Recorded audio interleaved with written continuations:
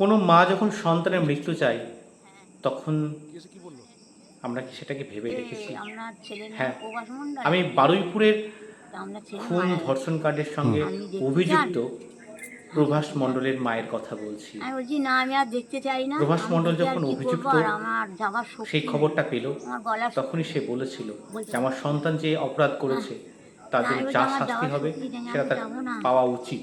তোমরা যাবো। এবং বলছে ও পরে যখন আমরা দেখলাম আই কার্ড যে লাগবে, আমি তাকে বলেছি দেখো আমি সব এনকাউন্টার করা হয়েছে, তখন যখন সাংবাদিক বন্ধুরা জিজ্ঞেস করছিল যে আপনার ছেলে যন্ত্রণা যে হচ্ছে, মৃত্যু হলো তাতে আপনার তখন কষ্ট হচ্ছে না?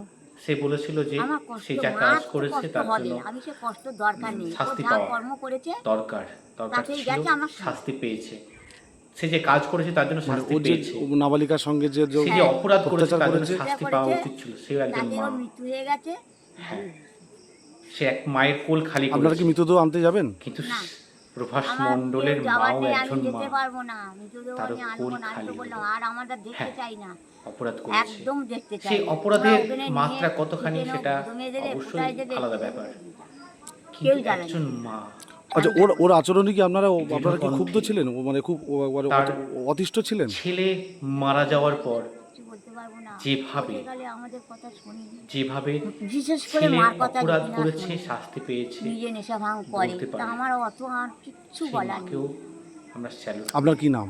শুনলাম আর পুলিশ মায়ের কখন সেই এসেছিল? যন্ত্রণাকেও সকাল অবশ্য উপলব্ধি করার মতো 5:30 6টা নয় মনে হয়। একমাত্র মায়েরাই করতে পারে। যে ছোট শিশুটি ধর্ষিত হয়ে খুন হলো, সেও মায়ের সন্তান। আর যে অভিযুক্ত, সে যখন মারা গেল তার মাও মা।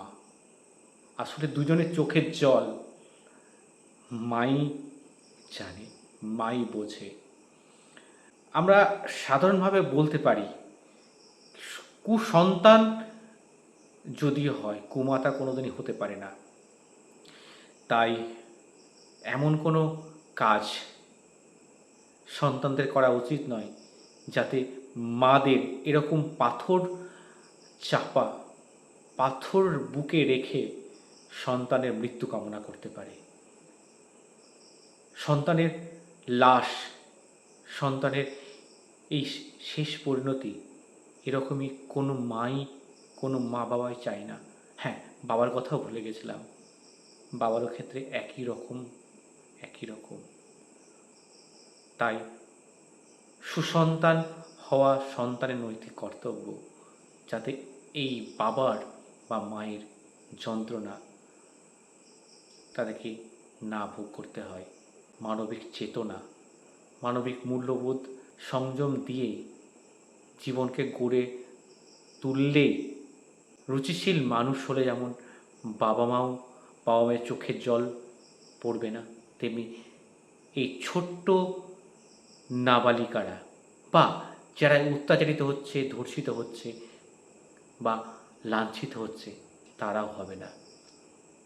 ফলে সর্বাগ্রে ভালো মানুষ হওয়া অত্যন্ত দরকার, যাতে মায়েদের যন্ত্রণা চেপে রেখে, যাতে মায়েদের বুক ফাটা চোখের জল, যে চোখের জল সামনে আসে না বা যে চোখের জলে সারা জীবন তাদেরকে যন্ত্রণাবিদ্ধ হতে হয়, সেরকম পরিস্থিতি যেন না আসে।